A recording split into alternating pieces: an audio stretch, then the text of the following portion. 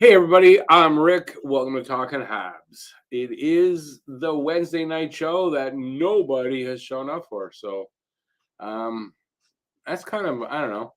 I'm gonna just go check and see if I made it public or not, because maybe I didn't do that. You never know with me; it's very possible. So just let me check on my content here, and it's public, so I don't know what's going on. Anyways, people will show up. Oh, look, I went off for a second. 5 people showed up. All right.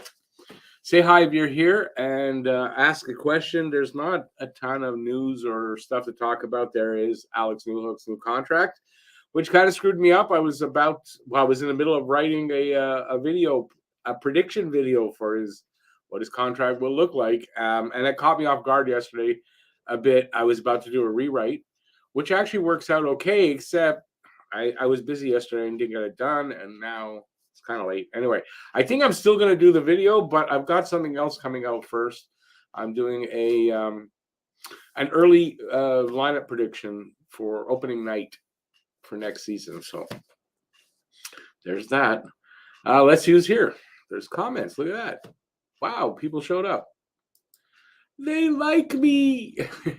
Harry, hey Harry, how you doing, man? Filibuster. Joe from Australia.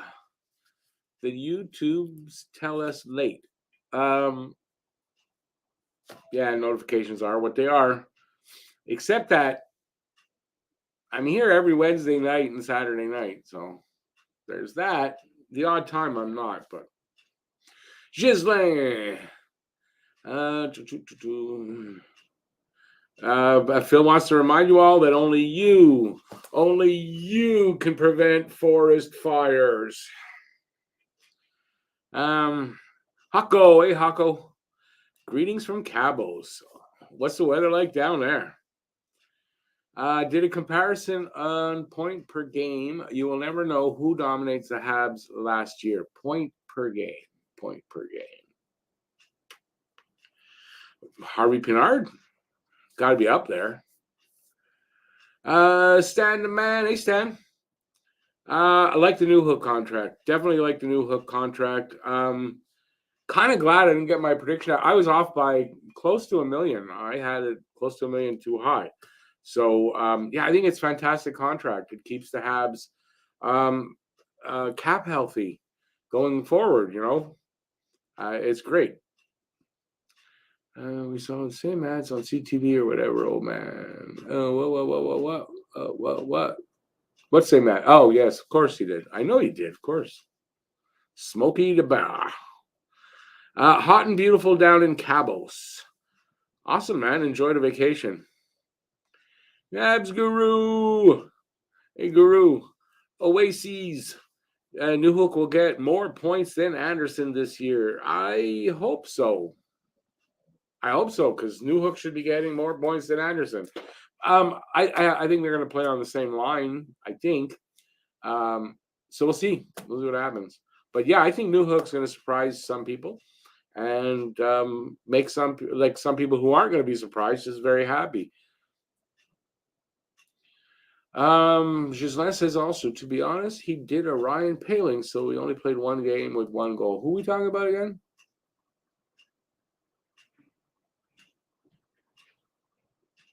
Who are you talking about? Only played one game. Oh, you're talking about that's who.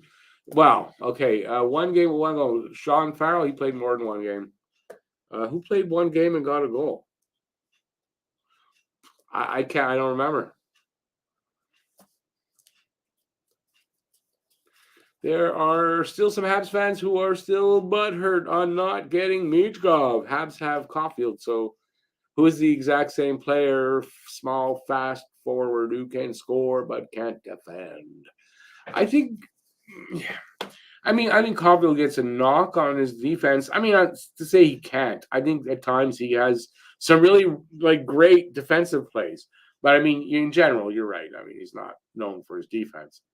Yeah, Michkov right now is a bit one-dimensional.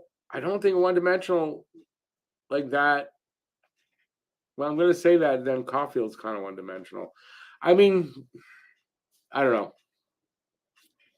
I don't know. I kind of have a feeling. Excuse me. I don't think Michkov's going to be the superstar ever. Those fans think he's going to be.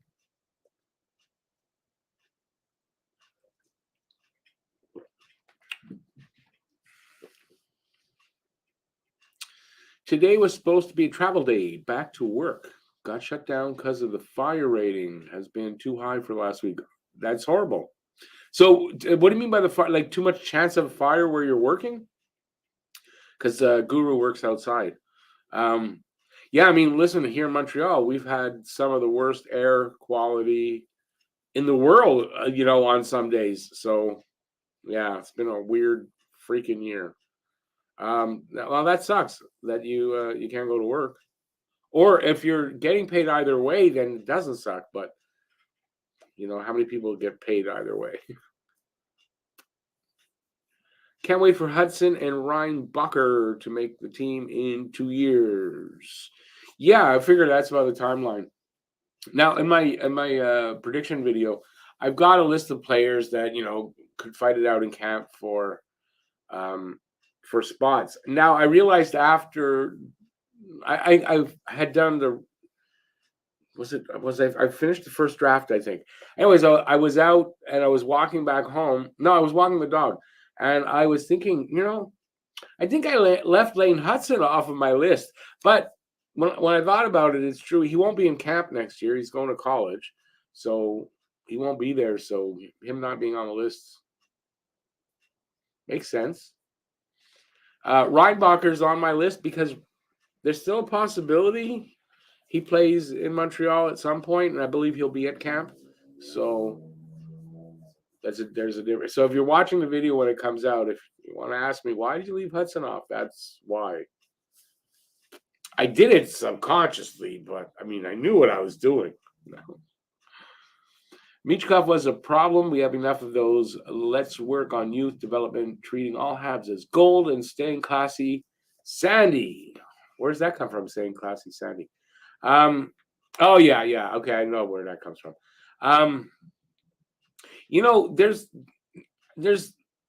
There's reports that he's not a good teammate and he's blah blah blah and he's all that. I don't know. I don't know the guy because there's also reports that that's not true. Like he's a good teammate. His teammates love him. Like I don't know what's true, and it's hard to know from here. For over there. So I don't know. It's just that usually, oftentimes, where there's smoke, there's fire, and there's definitely smoke about his his personality and stuff like that. So the answer is numbers. Oh, I remember that game. Number 73, Lucas Candada. He did score in his only game. Yeah, there, good one there, buddy. Habs trivia. Does Primo still have a chance to play in the NHL, even if it's not for the Habs? Well, yeah, if he gets moved to another team, he could still play for the Habs. Thing is, he has to be waived now. Oh, that's not what I'm saying. He has to clear waivers now to go. Now, I've read where he's got it clear to play for Laval, but Cap Friendly has him on Laval's roster. So I think he's already there, and they probably sent him to Laval before he had to clear, right? So, but if they want to call him up, they could lose him in waiver because he has to clear. That's what happens. Now, I think I guess I got a couple of people saying when I did the Jacob Fowler video that Dobish is our future number one. Now, you could be right, but kind of think of the timeline, right? Dobish is maybe ready soon. Fowler's got to be at least 5-6 years away. So when I said for Fowler, future number one, that's still farther in advance. And Dobish could come in, play a few years, and then whatever happens, get traded, whatever. And, yeah, I think both is right, but the video was about Fowler, not about Dobish. So I think I've had to tell two people that the video was about Fowler, not Dobish. That's the reason why, though, is because the timelines, I got to be different. If Dobish is only ready in 5, 6, 7 years, I mean, that's how old's he going to be?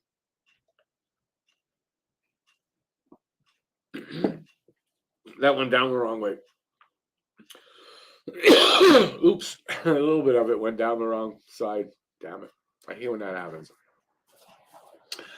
No, Brad, I don't rule. I make the rules, man. Thanks for that, Brad. Every day during fire season is rated from 0 to 5. Too many fives in a row. Excuse me.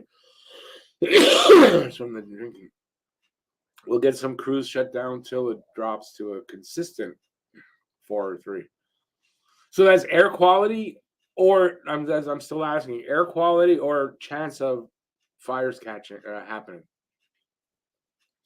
Since you work out in the woods, I would think it's because you could get caught in a fire starting, right? I'm going to just turn this off for a second. Cough. I haven't cleared it out.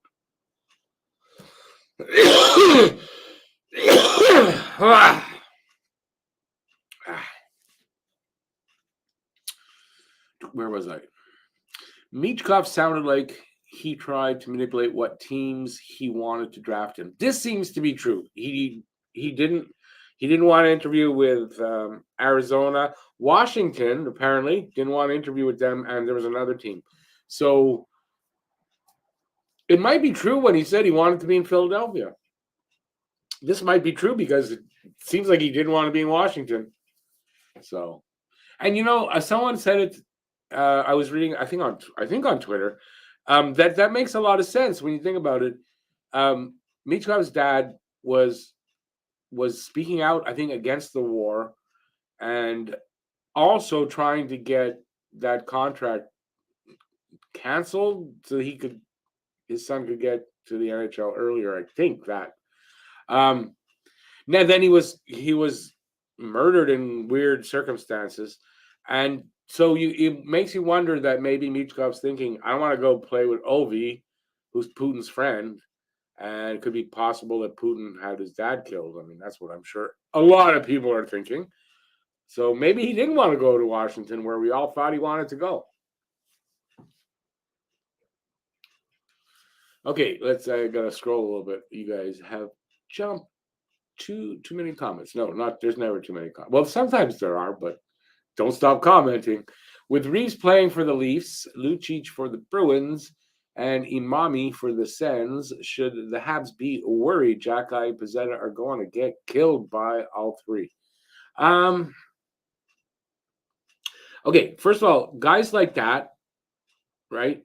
Reeves, Lucic at his age. I don't know anything about Imami, so I'm going to speak what I say are both for those two guys. They're playing like 8 minutes a night, 9 minutes a night. Maybe Lucic is a little bit more. We know Lucic. I'm not worried for him. Played against him. There hasn't been a season where we haven't played anything against him. Reeves, he's getting older. He's playing 8 minutes a game. Really? I think it's only 3 games against the Leafs this year. I'm not that worried. I'm really not that worried. So we'll see what happens, but I'm not really that worried. Entertap, Spit and Chicklets said they have it on great sources, including teammates and coaches. I know, I saw that Michkov is all about himself and he is critical of everyone around him. There's those reports, but there's reports as well that it's the opposite of that. But like I just said, where there's smoke, there's usually a lot of times fire, and there's been smoke on that for a long time. I'm going to say, I don't know, because I don't know the guy and I'm not inside, but it looks like that's, and if that, and I said this in the video, if that is how it does turn out, right? If it turns out he's not, then I'm really glad, and I think that I'm sure the Habs did their either they decided by doing whatever scouting they could on him that, yeah, he wasn't, the type of player they needed, or they did their research and they didn't like some of the stuff, so they passed on him. I kind of think it might be just not the right style of player for Montreal, for the team they're building, for what they're looking at. It's not the right kind of guy. That's what she said. What did I say? That's what she said. I really don't know if I said anything like that. I'm curious if I did. Is Fowler related to Ricky Fowler, the golfer? I couldn't tell you, but probably not, but maybe.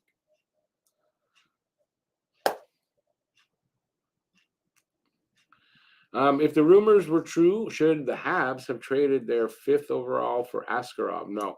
Nashville's prize goalie, or is that too much of a gamble? No, because they wanted to get Newhook.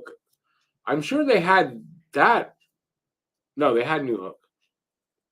I'm sorry, but that Askarov thing deal came up same day. Didn't it come up the same day? Because they got Newhook the day before the draft, right? Um, but you know what? Nashville's picks were like 14, and so I don't think that works. When sorry, my eyes itchy. When I heard about that, either during the day of the draft, I was no. Like I like the idea of getting an Askarov, but no, not for a 5th overall and dropping back to 14th. No, I don't think it's about the gamble. It's about no. Your 5th overall pick is way more important. And listen, that if David Reinbacher hits his ceiling, right, number 2 defenseman, and all the stuff that's talked about him, you're not going to get. You don't get those guys. Very rarely will you get a guy like that in a trade, right? The only way to really get that type of defenseman is to draft him. They had the opportunity. They did their research. They really feel this is a guy that's going to play in Montreal for a long time and be a number 2 defenseman and log huge minutes and contribute bigly to future Habs success.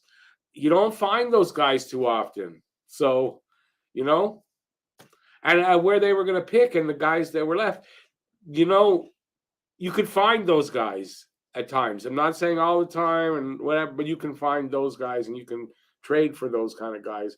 You can't get this kind of guy. Did I babble on about that too long? I feel like I've been talking for a long time about that. I don't know. I need more drugs, I guess. I don't know. Speaking of which, it's not a drug. Where was I? Howdy, Lucas. How's it going, man? Born to be a Hab. What comparables do you see Newhook being? Byron and Carbonell?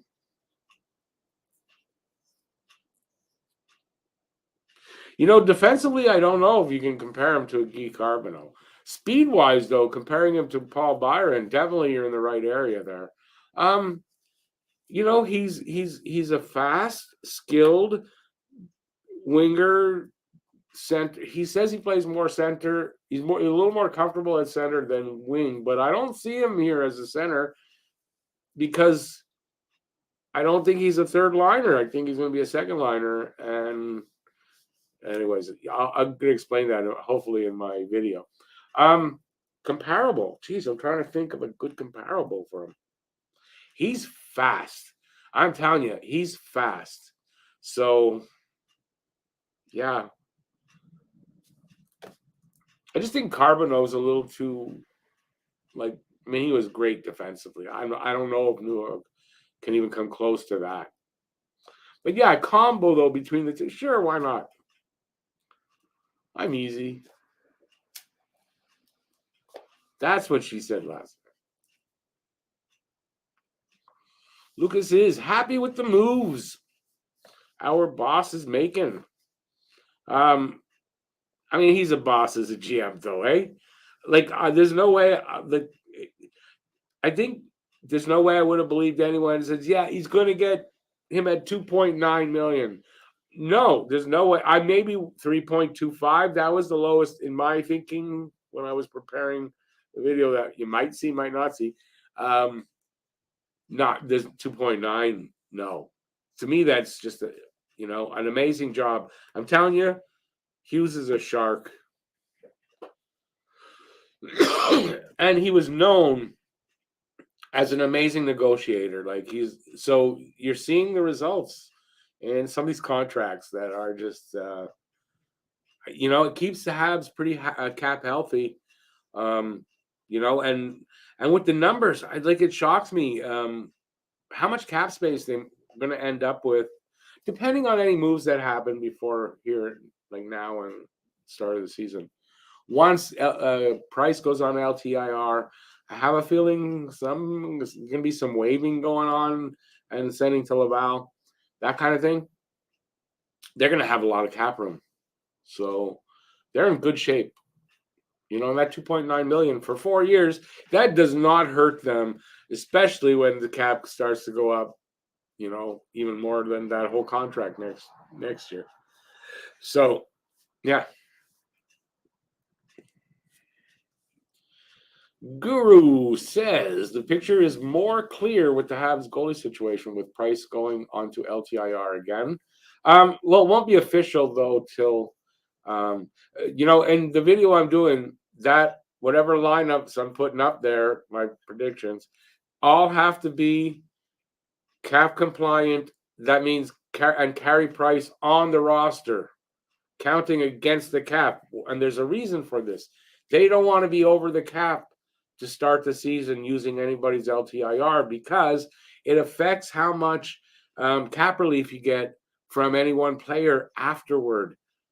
You have to be under the cap, or you can only get so much relief for anybody, no matter how much their contract is after the season starts. So you got to be under.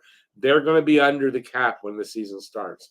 So, and they're going to have a lot of room once, boom, as soon as the season starts, Price is on the LTIR, and you've got 10.5 million. And if they waive anybody and then send them down, that's 1 to 1.1, depending on the contract for that player. Or if it's under $1 million, just whatever.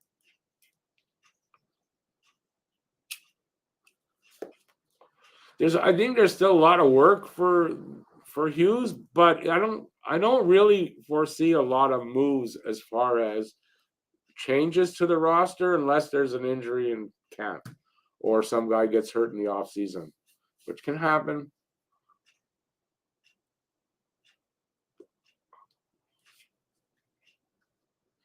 Guru, they needed goalies in the system. It was important. You guys don't remember last year when, with all the injuries, and they had injuries all the way down the line in their minor system too, and they were struggling for goalies. And then for Montreal, the goalie has to be signed to an NHL contract. So even right now, it's still only Monty, Allen, and Primo that have NHL contracts as far as goalies go. So, yeah.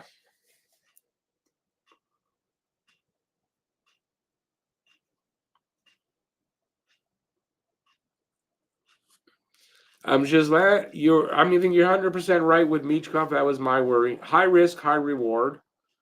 And I mean, Niall Yakupov's name was mentioned many times, and thinking about what, and everything I saw out there. So, not to say that he will, we don't know, but it's a risk.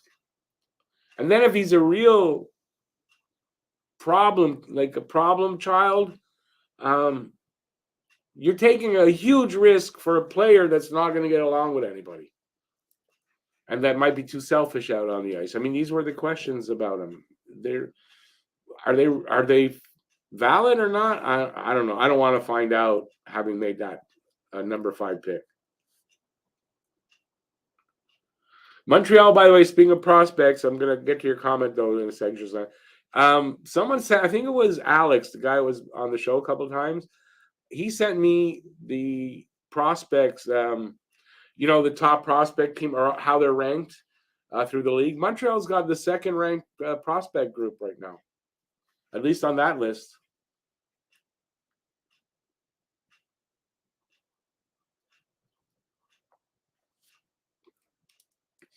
Gislain, that's true what you're saying there for every draft pick. Even Connor Bedard. Even Connor Bedard. You gotta give it a few years for some of them. I don't think Bedard's a bust, and I don't think we're gonna have to wait long to find that out. But you never know. There's been a lot of number ones, too many number ones that were busts over the years, right?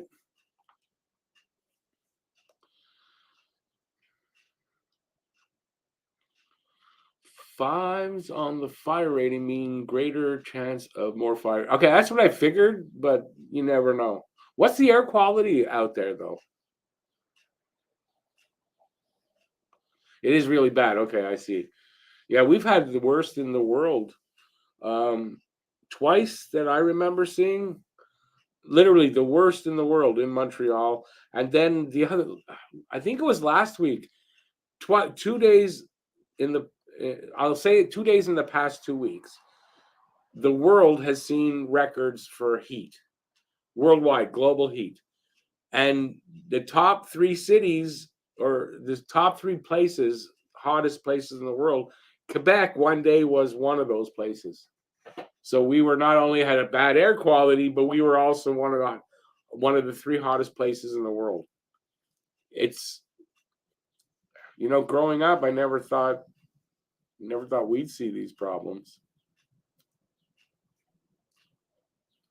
It's a weird summer, man. Just to go to my ex-wife's place, it's 20 minutes away. It's a 20-minute walk. Sometimes the dog is slow because she smells, so it's 25 minutes maybe at the most, right?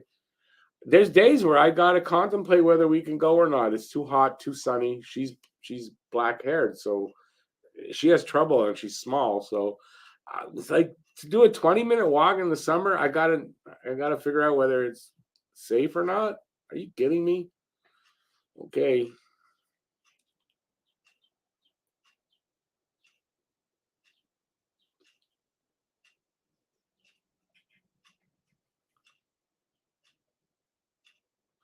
Well, Giselle, without giving anything away, okay, Giselle asked me that this might be a strange comment. What do I think about the first line being Caulfield, Suzuki, Monahan? And any way you want to put it, but it would be Suzuki in between Caulfield on the left, Monahan on the right. I think personally, I think that's the first line. You put that, then you got Doc on the second line wing, as second line center, and now maybe with Newhook on a wing and Anderson on the other side. Now you got two scoring lines. Now you got two lines. You can't key on the first one because you got the second one, and it's now a legitimate, potentially good scoring line. So I'd rather have that than have Doc on that wing, and you take away, the strength of that second scoring line. I think Doc's going to be really good this year. I think he can be pretty dominant as a second line center. So there's my feelings on that. So I just gave away my first line.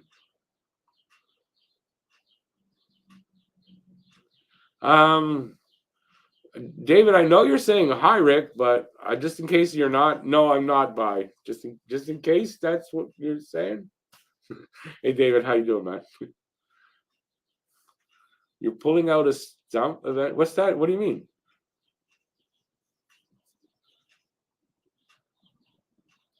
I don't get what you mean by that. A tree stump? Because I hope it's not like a leg stump.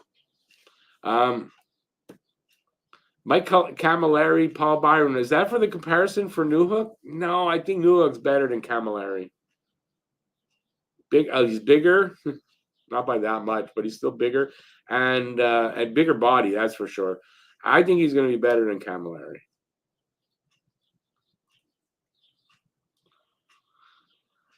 Joe says, I would hate to play a game of poker if Kent Hughes turns up, so would I. I'd be out of there. Or I just fold every hand.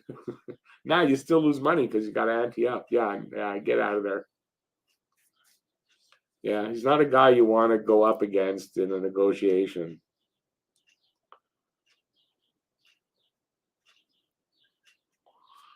And I think with Hughes, I say it a lot. We talk about rumors. Of course, there's a dog barking. So Ray, stop barking. Come on. So when you hear about rumors, I would say, if you can hear me, usually the trades that happen, they're not the rumors you hear, usually, right? And he's the king of that. He's the king of that. We talk about blah, blah, blah, and then he makes a deal. And it's like, wow, I never thought of that. You know, like where did he pull that off, kind of thing. So yeah, he really, as much as they are transparent, this is the most transparent management group I've seen in my life. He still plays his cards so close to his chest, and if he can get misinformation out there, I think they do that just for a smokescreen kind of thing. That's why I say, let them do their work. Trust in them. Let them do their work. It's been really good so far. Phil, we have the money to do that. So if you're talking about possibly getting, only because the rumor's been out there, I'm going to say this name, and I don't think it's going to happen. Say like an Anthony Mantha, he's making 5.7. I think he's got 1 year left from Washington because they need cap space, right? Boom, you take that 5.7. They have the money for that for 1 year for sure. And you get back a first-round pick at the same time, and you're giving up nothing, like for Monahan, same deal. You can get that deal, you take it on. I'm not saying it's going to happen, but Montreal's got the cap space for that. That's a great way to get a first-round pick.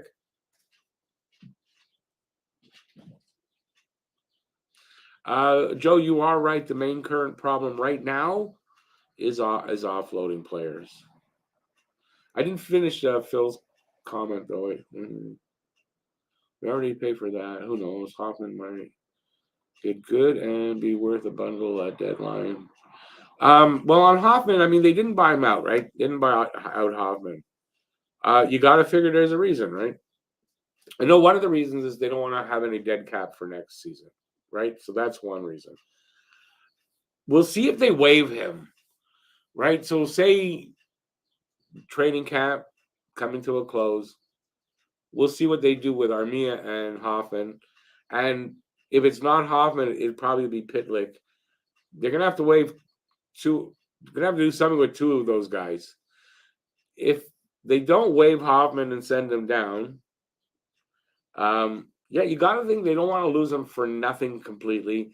Get him in the lineup. See if you can get him going. If you can get him going to at least decent production, you can move him at the deadline with 50% retained, which is still nothing. And you get something back for him. And just if you say, well, what's the difference what you get back from? It's bad cap management and asset management to just let a guy like Hoffman walk for nothing if you can avoid it. I think that's the plan, though, is to see if they can get him going and move him at the deadline.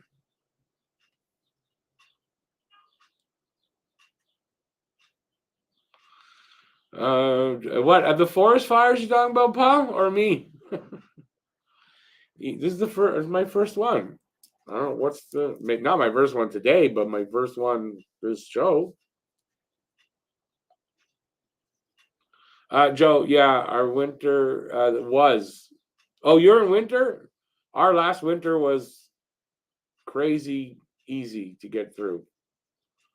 Like I don't remember a warm, like total winter ever in my lifetime than last one. Are you in winter out there?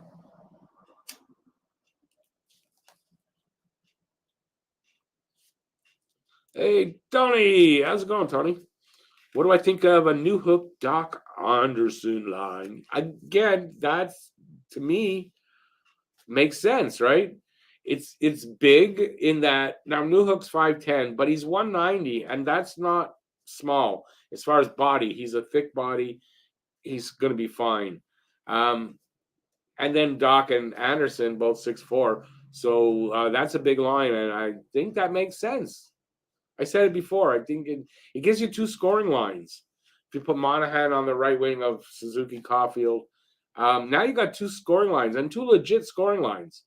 And scoring was a huge problem last year, and that makes up for some of that scoring that everyone's thinking, well, they didn't draft that offensive player. Where are we going to get the scoring from? Well, the offensive player that they would have maybe drafted wouldn't have been here next year anyway. But you're going to get scoring in ways like that. And then as that mobile defense fully comes into shape, you're going to get scoring from that right there. I'm scrolling down slowly. I try to get through all comments if I can. And we got time. Paul, yeah, I mean, you're talking about their health and injuries and stuff. Yeah, I mean, they made moves to hopefully, at least lower the injuries, and yeah, that's going to be a big part of it if they're healthy, right? So everything I'm talking about, like, is if they're healthy. They are going to have to deal with some injuries. It's just how many. Would I get Tarasenko? No. Jonas Donskoy? No. Or Jesse Puljujarvi? No. Yeah. Yeah. No, I don't think they're going to make moves like that to bring in. Like, you're talking Tarasenko. That means signing UFA. I don't know if Donskoy is or Puljujarvi, but don't expect them to sign any big name UFA players for any big money. That's just not happening. I mean, I'd be really surprised.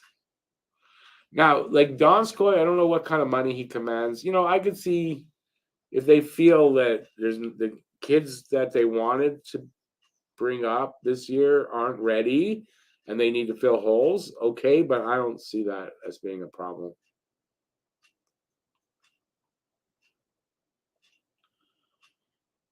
Death cap. What's the death cap? You're talking about the salary cap, the way it is a PETA pain in the ass. I mean, it is in some ways, and it is not in other ways, right? Listen, I remember before the cap, seeing teams like I'll just give examples like the New York Rangers, say, able just a guy got hurt, I'll just bring in sign somebody else, and having a payroll of like 120 million, and then Montreal just not being able to compete for at least there's a system that everyone has to play under. And I think it's a lot better than, having only the rich teams having the good players and having all the good players.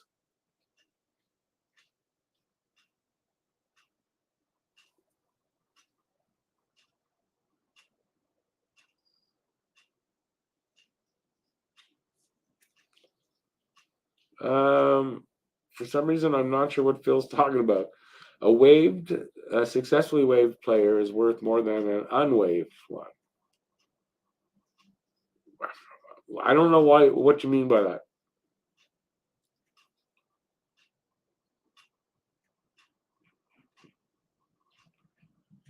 Yeah, you gotta explain. I'm lost on that one. Sorry there, Phil.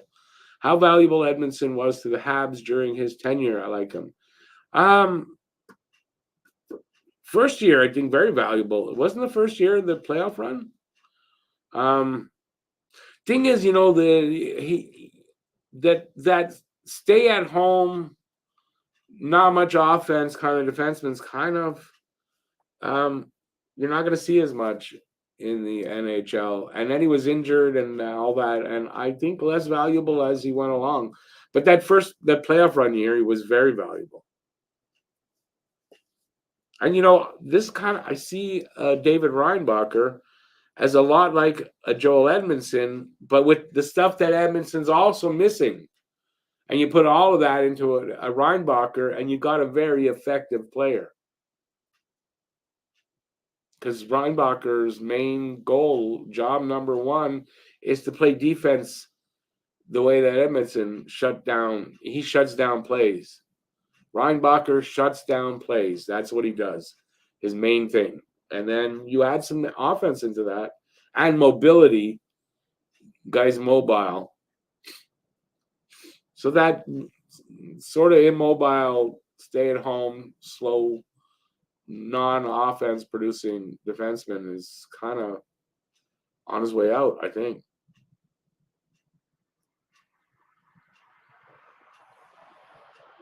He was part of the Neo Big Four.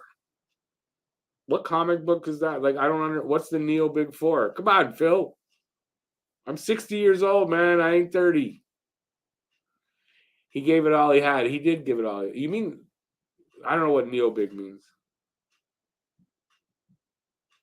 If you're talking about Edmondson, yeah, definitely wasn't a guy that just sort of drifted around. Do I think Josh Roy will play for the Habs at the end of the season? I could see. Okay, so Joshua Roy has.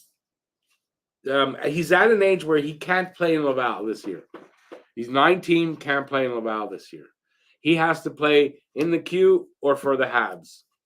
And I think if he doesn't break camp with Montreal, he goes back to the Q. He has to stay there unless on emergency recall. That means lots of injuries, boy. So we don't want that to happen. So it would be at the end of the year. I think Joshua Roy has a legit shot to break camp with Montreal if he has a great training camp.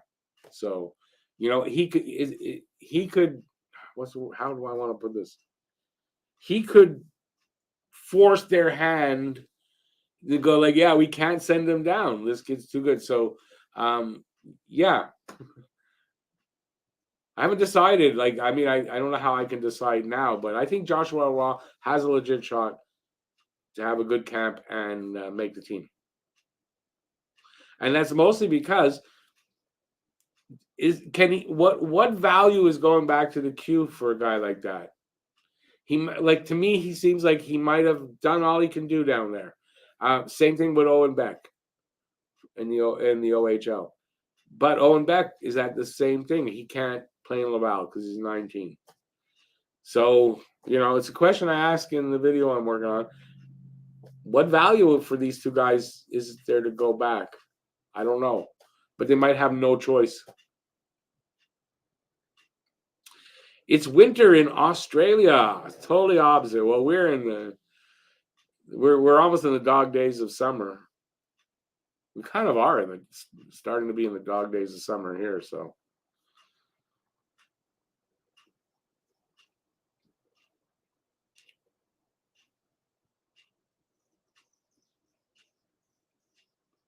Oh, no worry, Paul. Even if it was at me, I don't take offense to it.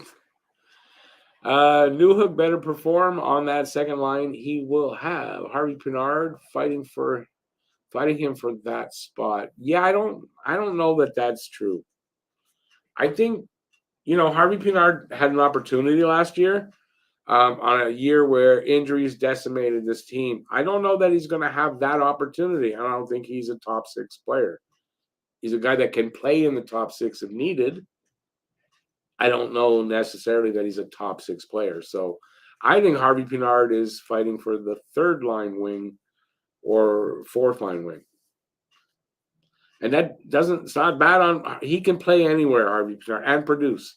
Like that, I'm not worried. He's going to produce wherever he is. Different, higher on the first line, but he'll still produce and do and be Harvey Pinard. Do I think deep down Pierre-Luc Dubois was going to sign with the Habs? No, because I said that many times. I did a song about basically saying, no. We passed on a Quebecer, but we gained a Newfie. We passed on a Quebecer. When you say we passed, I mean, if it's overpriced and you go, it's too much. Is that really passing on it in that way? It's not. It's overpriced. And look what they got the Jets for Dubois. It's crazy. That was LA paid too much. So I'd much rather have a 22-year-old Alex Newhook in here. I think he'll probably give us the same kind of numbers as Dubois, and he's a guy that can also play center and he can play wing. He's just not as big as Dubois. Considering the cost difference, We're looking at what, $4.5 million difference, and $5.5 million difference. I'll take Newhook.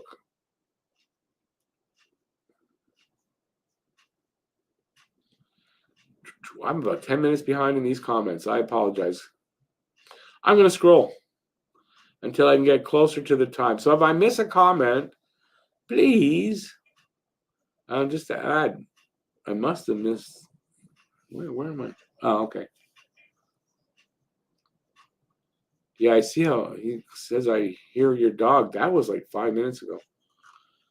Go from here.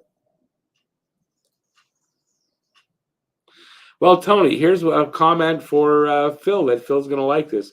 I wonder how Deneau is liking being bumped down to third line again. I wonder for how many seasons, though, because how many years does, God, what's his name? The older one there, the older center. The name's just, like, how many years does he have left? One, maybe two, right? That's kind of what I'm thinking. And then Deneau's back at second line center. Maybe. It's not the only reason that Deneau went to LA, by the way. I know people think or want to blame Mark Bergevin for not signing Phil Deneau, and it's not the case. Phil Deneau was not going to sign here again. That's the truth. He wasn't going to sign here. This is where I get that from. His wife, they wanted to have another baby, a second baby, and his wife did not want to get pregnant as long as they were playing for the Montreal Canadiens. They were not going to have another baby in Montreal. Now, so was he going to sign here for a long term? No. So I think that's what really happened with Deneau.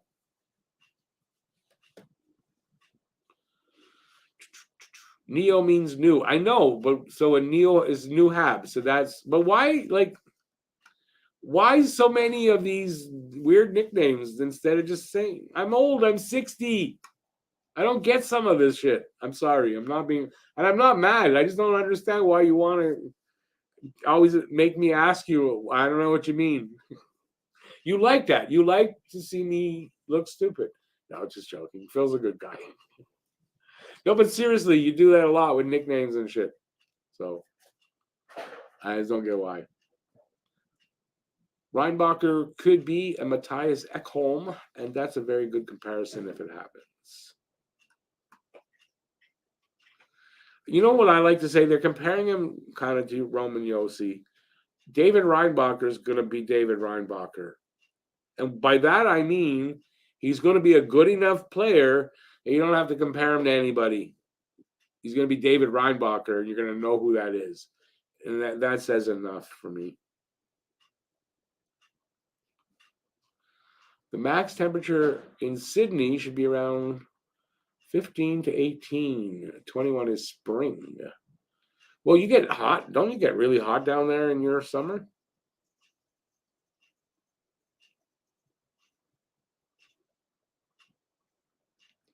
No, I get what I do get what you meant there now, dude, but I didn't at the time. The big four: Weber, Petrie, Edmondson, and Sherratt. I mean, fair enough because I mean they all just contributed greatly to shutting down the other teams.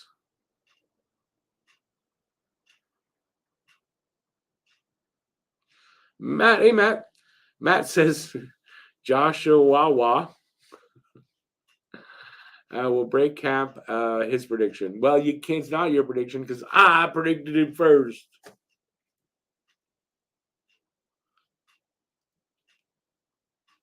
Paul, what's same as Beck last year? Beck almost made the team last year. And you got to figure Beck's going to be really hungry to make this team.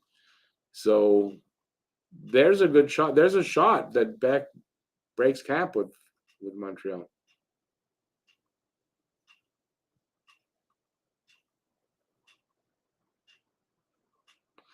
Matt also predicts Lane Hudson will play in a Habs jersey when Boston University season is over.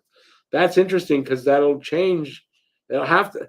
I left him out of my prediction video but it's an opening night prediction. He's not there opening night, so I figure I'm okay with that. But yeah, I think he might be right. When his season is over at college, he can make the decision whether he wants to jump to the NHL or not. If he does want to jump, then he'll sign. He has an ELC, right? It'll kick in and he jumps. And did you see Reinbacher called Hudson the next Cale Makar? They asked him, how do you like playing with Lane Hudson? What's it like playing with Lane Hudson? He said, it's great. He says, it's great. You get the puck, you skate a little bit, you look for Lane, you give him the puck, and then you sit back and watch. That's what he said. So, interesting. I'm lost here. As for wave players being more available, they are simple. If a player has successfully cleared waivers, he is exempt for a while. Well, I know this stuff. Okay, but yeah, but that's not. I don't get why are you saying that. I mean, I know that stuff, but you still have to clear at some point. So even if you say that, but if you play enough games wherever you are, then you got to clear again. Or if a certain amount of time's gone by, you got to clear again. So it's only good for a short period of time. That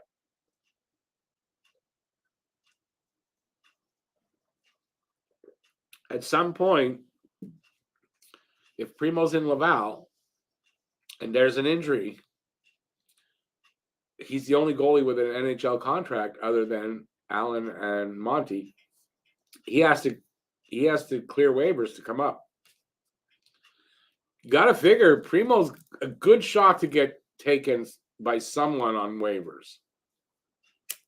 So I don't know the solution to that, but they got to sign other guys to NHL contracts.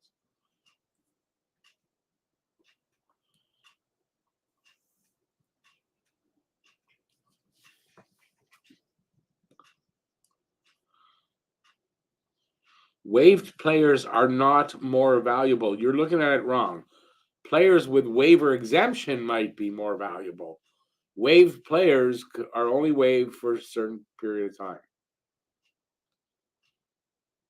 Well, if you have to be waived, you're going to have to be waived again. Tree stop very hard backbreaking work.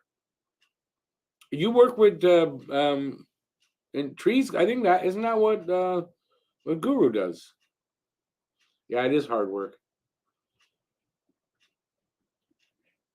Joe, me too. I mean, I'm really excited to see when Lane Hudson hits.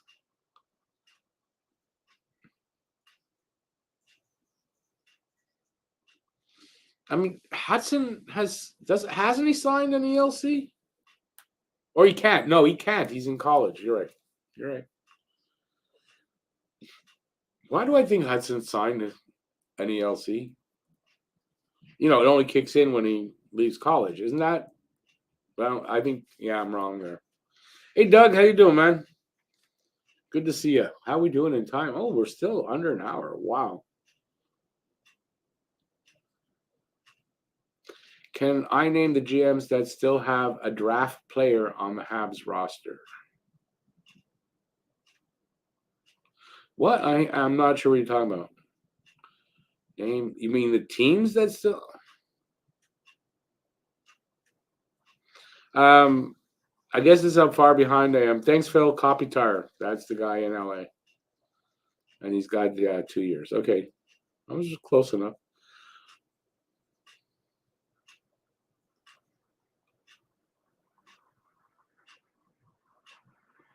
You like to see me flustered. I know you do.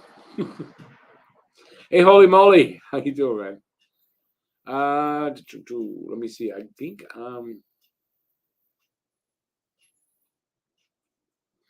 I am a human being, Phil. I'm gonna just skip through a little bit to catch up.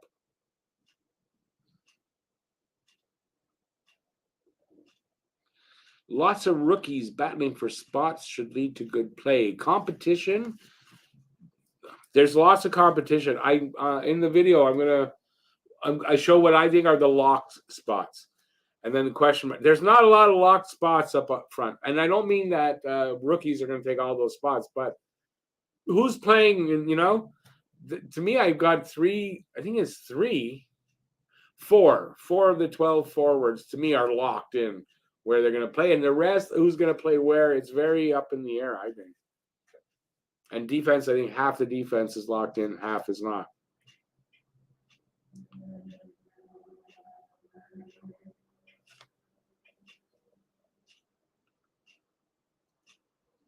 All right. Let me scroll back up a bit.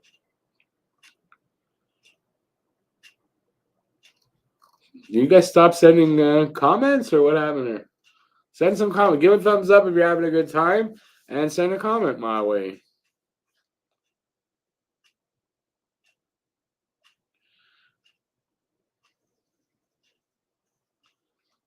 Okay, I'm going to go back up then. And I'm lost here. I don't know. I scrolled down because I thought I was really far behind.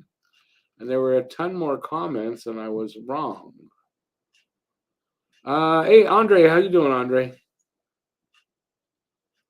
Every Wednesday and Saturday in the off season. Born to be a Hab, they do.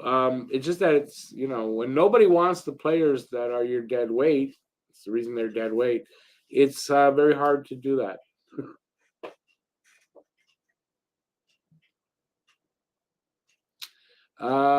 Phil's telling me to exercise and exfoliate. Thank you, Phil. Gonna take something to eat and be right back. Oh, no, I think just last saying that. That's why I pre-read comments sometimes. Let's see. That's it. I'm at the bottom here. So, yes. Okay, let's talk about this here.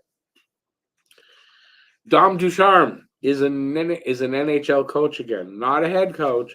Dom Ducharme was hired by the Vegas Golden Knights as assistant coach. So I wrote here, I guess it's a one and done for Vegas. The only way Dom Ducharme isn't the worst Habs coach ever is if Elon Musk had ever coached Montreal. Anyway, what do you guys think of Dom Ducharme being hired by Vegas? That's the only bit of news I got.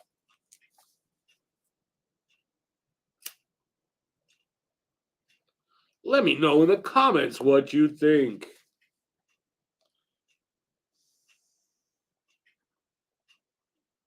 No. Oh, my signal's wonky. What the hell? It's nice weather.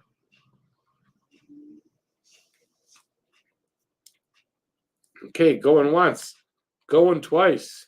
Send me a comment. My cup.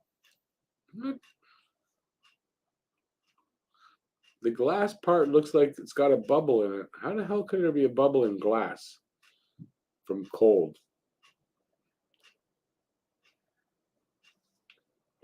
It either was there when I bought it or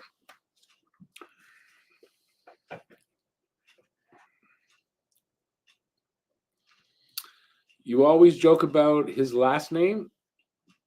Why his last name?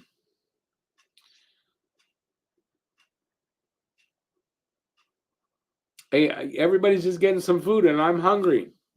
Someone get me some food. No? Yeah, I gotta make supper after.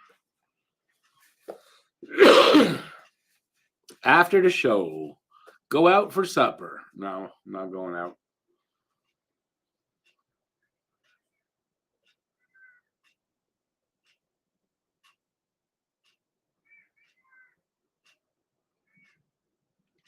I don't get that. Hold on a moment. I'm sorry. I'm missing something there. He says, you said same last name, Uncle Dom. I'm missing something on that. I don't get it. Andre, it's time for breakfast where you are? I want my supper. It's just that was like really quick. How do you eat that fast? 3 minutes.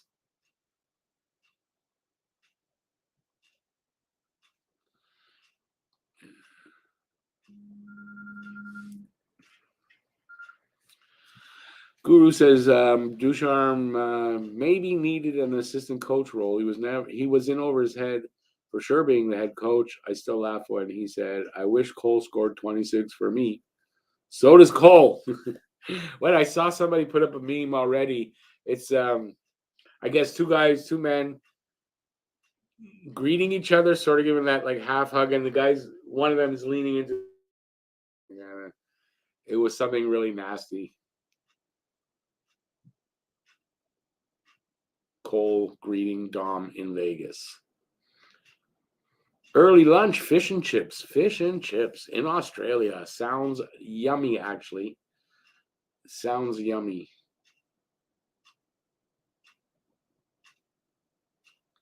Oh, you got the same last name? You're Ducharme as well? Awesome. Did anybody bug you about the last name when he was coaching? That's...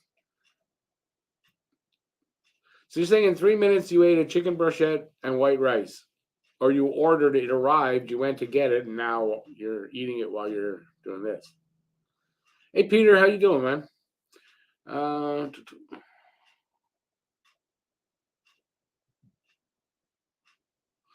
I want to say that under Dom, didn't Cole score only one? 1 goal, 7 assists for 8 points. Guru, you saw that one? Yeah. Actually, you know what? I didn't know what happened. I went on Twitter just before the show, and somebody said I saw something about Caulfield and Ducharme. And I go, what? Did Vegas hire Ducharme? And I'm scrolling down that, and that was the next thing I saw about it. It was like, oh, Vegas definitely hired Ducharme. And they also hired Joel Ward. So, and that's 2 ex-Habs. One ex-Habs coach, and Joel Ward was an ex-Habs player. Maybe also an ex-coach. I'm not sure, but I'm pretty sure he played here.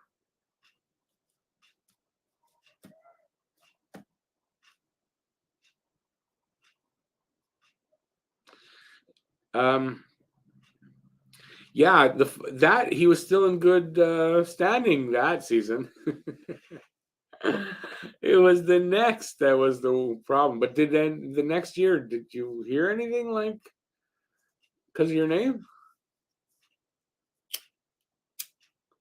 Get introduced to somebody. Oh, Ducharme. Oh, are you Dom's kid? Something like that.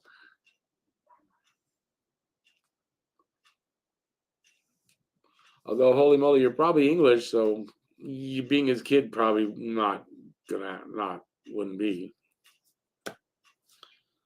All right, so if you guys got any news, run it by me. If you have any questions, run that by me too. If I know the answers, I'm going to give them to you. In the meantime, I'm going to sit here and wait because I got nothing. The off season is really tough, especially with Montreal not doing too much. I don't really expect too much to happen now. Maybe as training camp kind of approaches, but I don't think there's going to be that much happening. You went into witness protection. Yeah, it wasn't a good season to be a Ducharme until he got fired.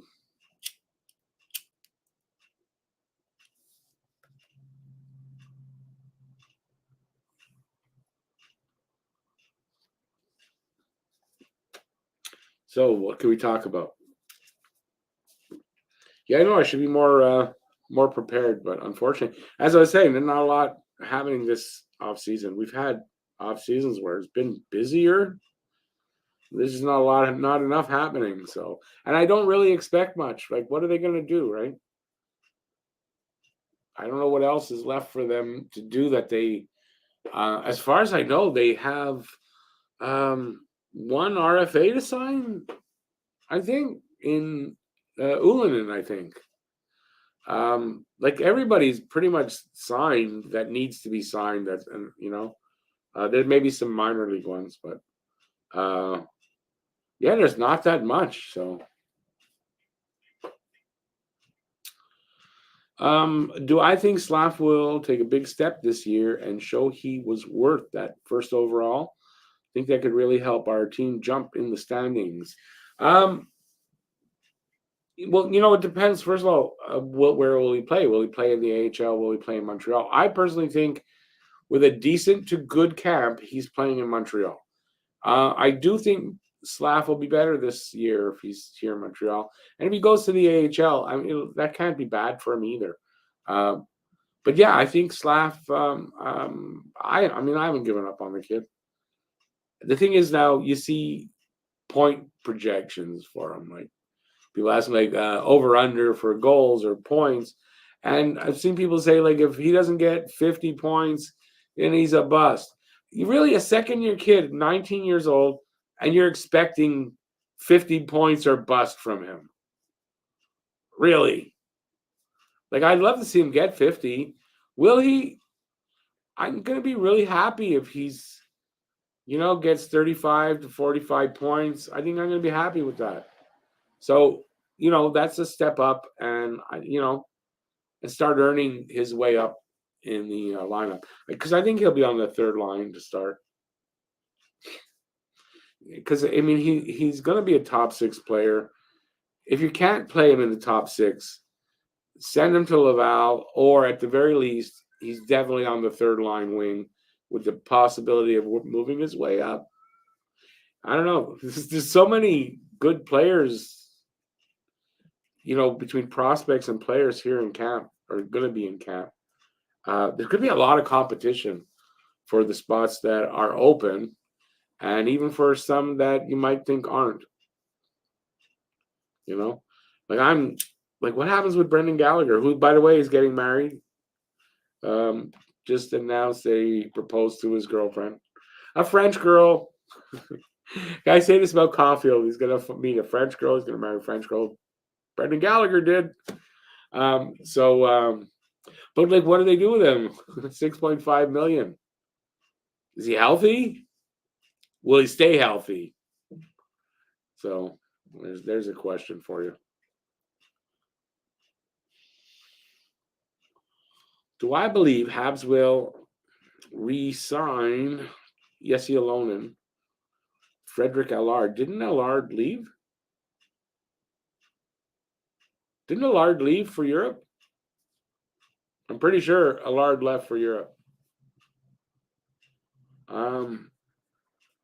Lucas Candata, I believe they qualified. Anyways, he's in Laval. He's still with but Allard, I think, he signed overseas. Ulinen, I think they do sign him. He's not going to get a ton short term, and I don't know where he's going to play. Like, is there a spot for him this year? Is he ready fully now? I don't know. He was close last year. He played a lot of games here, but he was close. I don't think he was fully ready.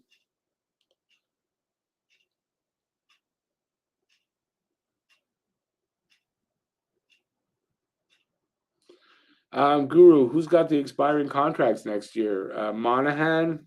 I don't think that's a problem for Monahan. Hoffman. I don't know. Who else has an expiring contract? I can't remember.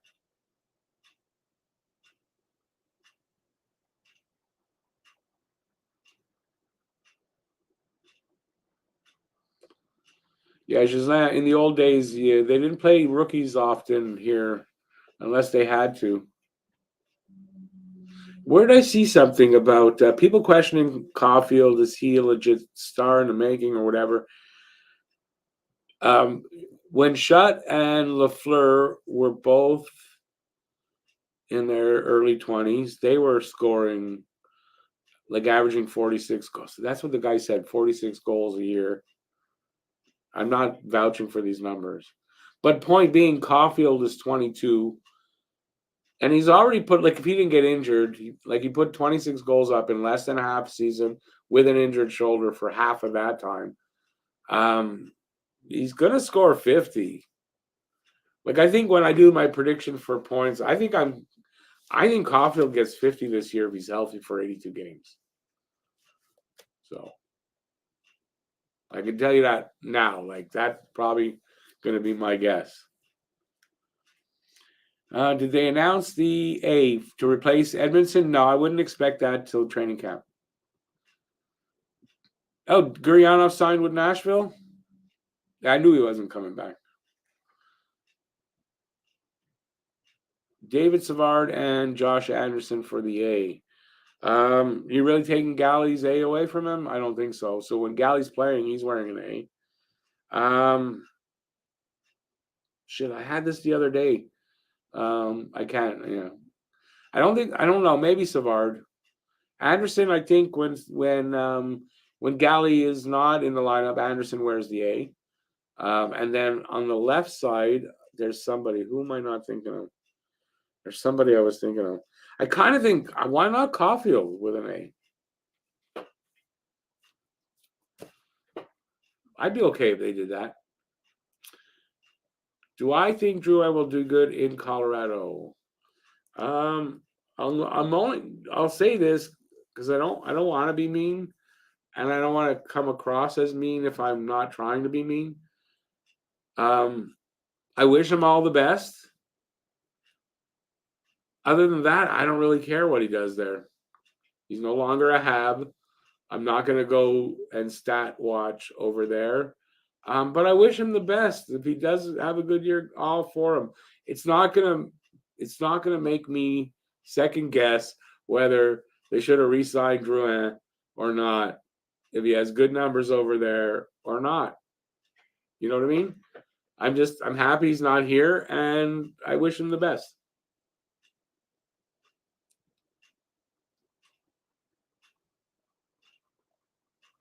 Guru, I'm not sure why Hoffman. I know there was some reason for it, and I can't remember why. I apologize. And just I'm not sure why you're saying Monty. With new sports science staff, I could see less injuries and a possibility of Caulfield scoring 50. Yeah. I mean, I think definitely the guys they hired to replace the other two could help a lot, unless the problem was higher than them, and it could be that. So I'm hoping for the best there. The guys they hired are really top guys. So there's that. And I really think Caulfield, at very least, makes a really good run at 50 or hits it and maybe more, because 26 goals in less than half the season. Well, he could have hit 26 on the other half, right? That's 52. I think he could have done that. But I remember his pace was 46, so maybe it was a little over half the season. I don't know if I got it right or not. Matt, we were talking about it already. Yeah. Ducharme back in the NHL. And Vegas is one and done. Monty is not unsigned for next year. Monty was, what's the word I'm looking for? Monty was eligible to sign an extension as of July 1st because he has a contract for next year.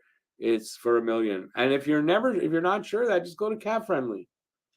And I know for a fact, because I was on Cap Friendly today a few times.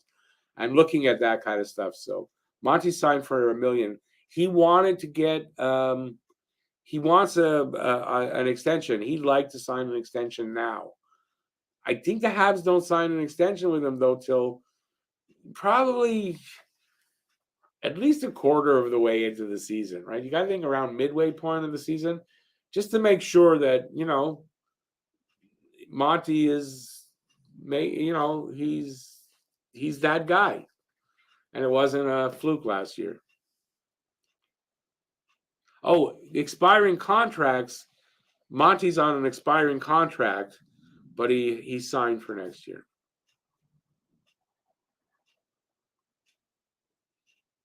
So yeah, Monty, Hoffman, Monahan, and I think Evans.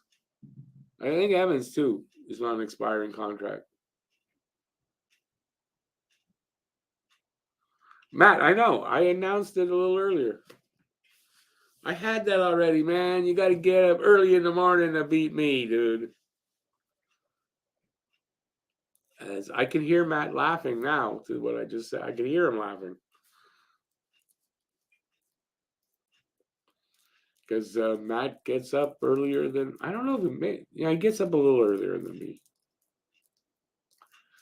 All right, so we got the length of this. That's how much time we got left, and then I'm gonna take off. So about 15 minutes. Hey H2O, how's it going, man? Is well, man. Thank you. I hope you are as well. I mean, knock wood, I'm well. As far as I know, I'm well. Who knows what the body's doing inside? Ooh. My brain's not doing well, as you can tell.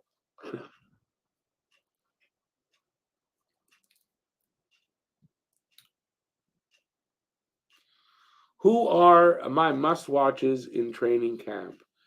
Well, Joshua and Owen Beck. I mean, you got it because these kids, I'm sure, want to break camp with Montreal, especially Beck, and they're going to have to play well to do that. So those guys, Newhook, definitely want to see how he's doing with Doc, and Doc as well because I want to see him cement that second, second line center role. Cole Caulfield, see that his shoulder is good. Who else? The whole goddamn team, man.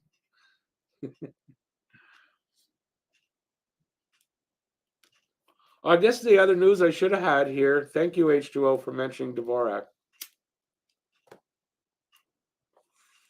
So the Athletic reported this, so I know this is accurate. Christian Dvorak had an operation on his knee on March 15th and is still recovering and won't be ready right at the start of the season. He'll be on the IR at the start of the season. I don't know for how long, approximately. That I didn't hear. So, to me, is that untradeable at this point? I don't know because I don't know the seriousness. I don't know the length of time till he's back. But they might be able to trade him if that works out. But I think you got to keep. You didn't add any. Did they add any centers? You added Newhook, who I don't think plays center, at very least not full time. I think you got to keep Dvorak around in case of injuries, things like that. I think you kind of need to keep him around at least at the start of the season to see how things go that way, right? So, and Dvorak is a pretty decent center. Like he produces at a steady, basically half a point a game, um, steady at 50 plus percent in the face-off circle. This is a decent to good third line center for most teams. So, I could see them. He's got 2 years left on his contract. It's going to be harder to trade. Although next season now, the cap's going to go up the year after that by a good amount. So, Christian Dvorak, maybe the trade deadline is tradable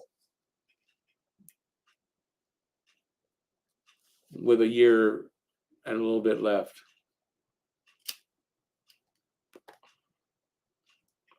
And by that time, the Habs have a little bit better look at who's going to be the next center there to replace Dvorak, I guess, so that he's movable.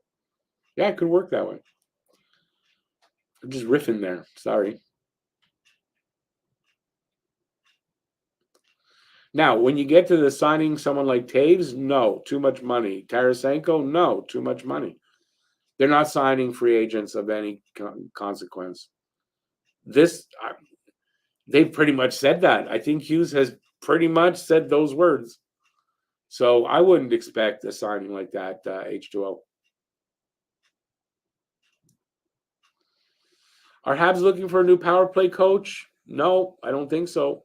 I know that sounds incredible, but and I've said it a few times. that maybe that's how they're thinking, is that with all the injuries and all that stuff, they've never really had a, they haven't, last year didn't get a really good look at the power play units consistently over, consistent number of games. It might not be totally his fault. I don't know, but from what I understand, they're not changing. Like, I don't think any of the coaches. I think Marty liked them, and it's his decision. And from what I understand, no change is coming that way. Could that change? Of course, that could change.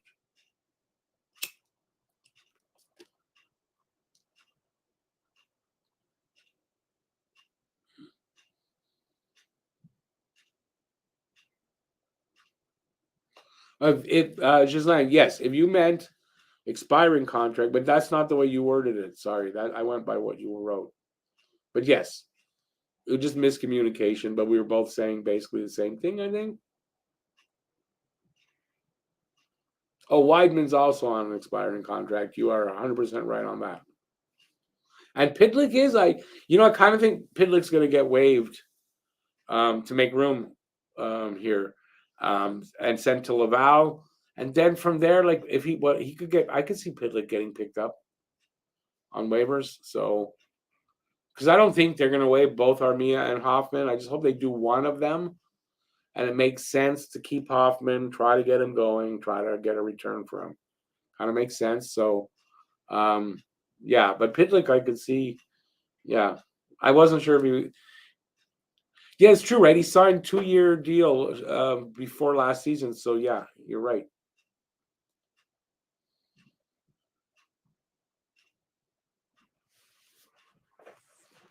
I wasn't scratching my ass, by the way, when I do that. I'm just holding it for my back here on my lower.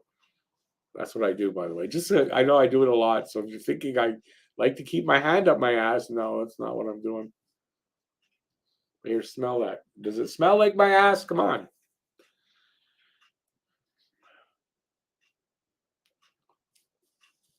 Do I think the reason? Wait. Do I think the Dvorak injury is the main reason Habs didn't make the Dubois trade? It probably would have been the reason why the Jets didn't want to take Dvorak back, probably, in a trade like that. No, I think look what LA gave up for him. I don't see how Montreal was going to match that. So no, I think Montreal just dropped out because the ask was too high.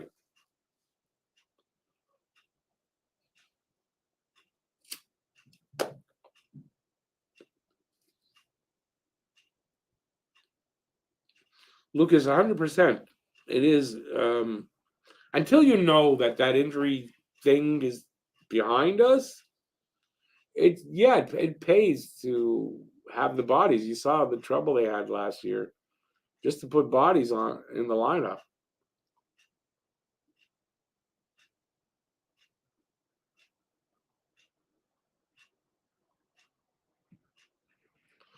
Just that, no, you're wrong, because Hughes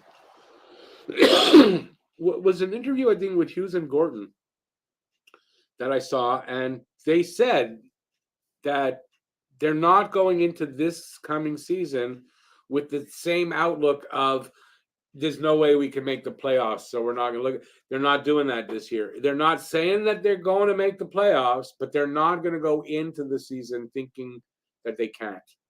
So no, I don't agree with you. And besides, no, you're right. It is Hughes that would actually do that. I think that's over now. The development has moved up a step in that I think they want to try to make a run and give that experience of, making a run as far as you can and give that experience to the young guys. And you never know, if they go relatively healthy all year, there's some promise there that they could get in on a wild card. So yeah, and it, like I said, that came from Gordon and Hughes. And as far as Marty St. Louis, well, he never tried to tank. He didn't try to tank ever last year.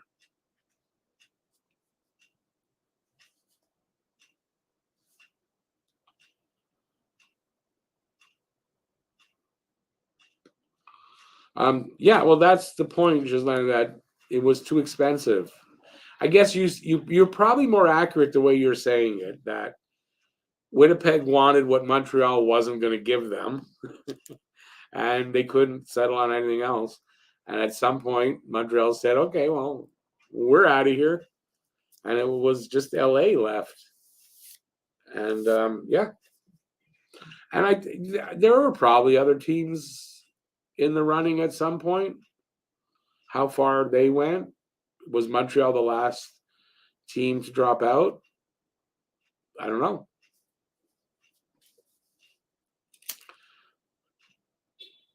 Main thing is they didn't get him, and that's a good thing.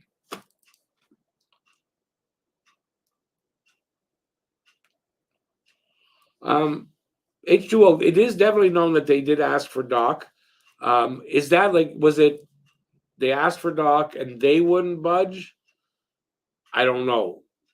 I don't know how much negotiating went and if other names were mentioned. Definitely Doc was asked for, which to me is dumb on Montreal's part if they would have said yes, because personally, I think Doc, when it's all said and done, will be seen as a better center than Dubois when they're both retired. I think I see some really I see some really good stuff in promise in Doc's game, like dominating um, potential for Kirby Doc.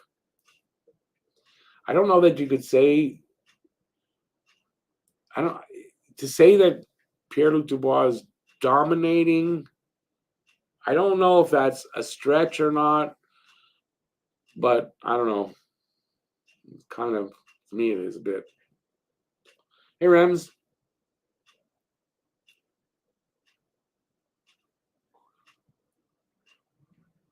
Rems, though, he said that already. I mean, he's basically said that they're not shopping for high-end talent. They may pick up a UFA, to fill a hole here and there if that if that becomes necessary. But as far as signing any top end talent from the UFA ranks, they're not doing that.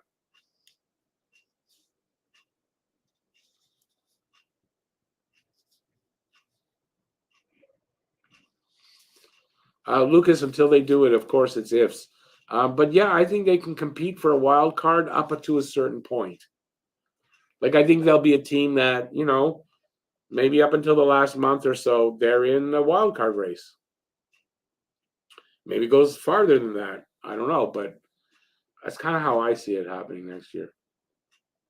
They're kind of in that race, and then in the last month or so, they kind of drop off and settle down a little bit into where they're going to draft at.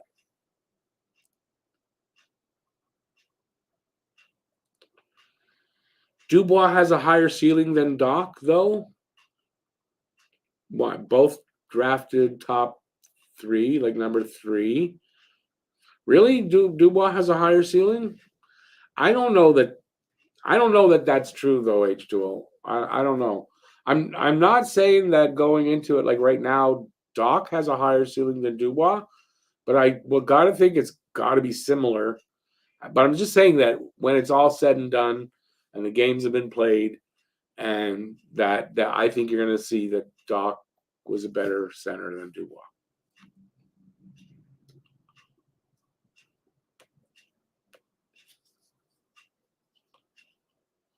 What about Elias Anderson?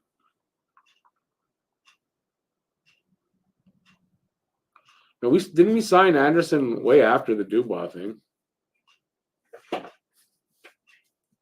Anderson is a potential project. If he has a good camp, great. If not, easy. Send him to Laval. He's got a 2-way contract for 1 season. It's a no. It's a no lose. It's a win-win because it doesn't matter what happens. If he plays well and he makes the team, that's a win. And if he doesn't and he goes down to Laval, well, he's on a 2-way deal. So that's a win. Didn't hurt you.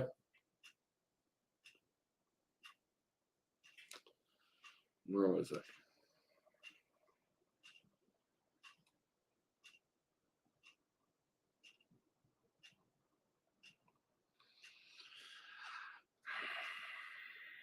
H2O. So I'll just read you what he says.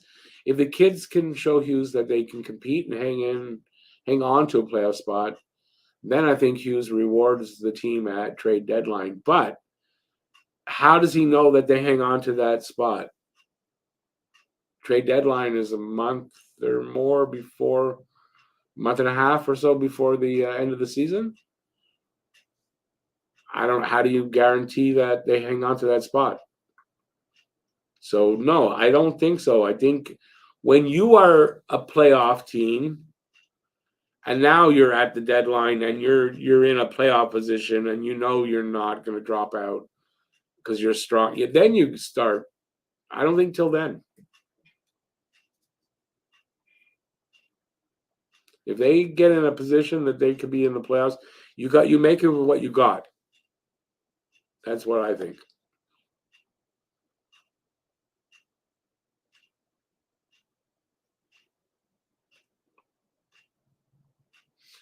Again, at the Rams, I'm glad you clarified, but it's the same thing I just said. Yeah, this is not a year they had big contracts at all. I don't think, unless it's a one season you're getting back a first round pick or something by taking somebody's contract. That's the only way I see that happening.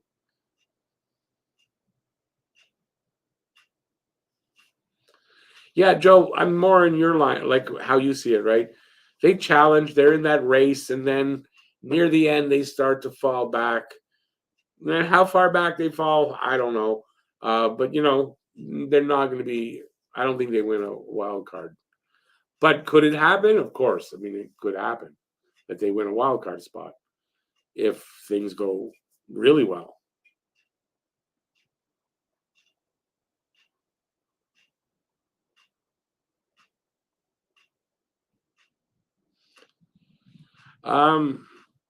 Gislain, it won't be a coincidence 3 years in a row to be in. Then there's a problem. 2 years in a row could be a coincidence. Three? No. Excuse me. Hey, Lucifero. Excuse me. Yeah, and I'm just taking off. I'm actually a little overdue. But welcome in. Good to see you as always. You're at the arena in Laval. Wow. Oh, is that where you drive the Zamboni? Awesome. Awesome. I remember you told me you drive the Zamboni.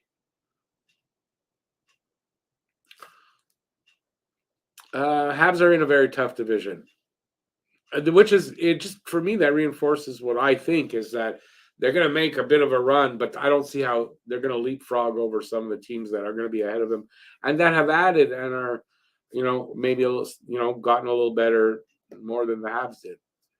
So yeah, I think getting a bit of a run, and that experience of being in a race, playing meaningful games, longer into the season, that's a really good experience for these kids. Zamboni driver is the coolest job around. It is got to be fun for a while, and then I don't know, it got to be like same old after a while. No. Well, there you go. Lucifero says that he loves doing it, which is awesome. I always say you should do something you love to do. All right. On that note, I'm going to take off. Before you leave, please give a thumbs up if you had a good time. Consider subscribing if you haven't already. I'll be back on Saturday for Saturday Hockey Talk, as I always do. I should have a video out. I'm hoping tomorrow. I should have a video out tomorrow, and we'll go from there. That's about it. I don't know what else to say here. Keep your sticks on the ice. Go Habs, go. Till next time, stay safe out there. Peace out, y'all, and have a great rest of the evening. And thanks for being here and spending the last hour and a half with me. So there you go. Ciao, everybody, and I'll see you soon. Ciao.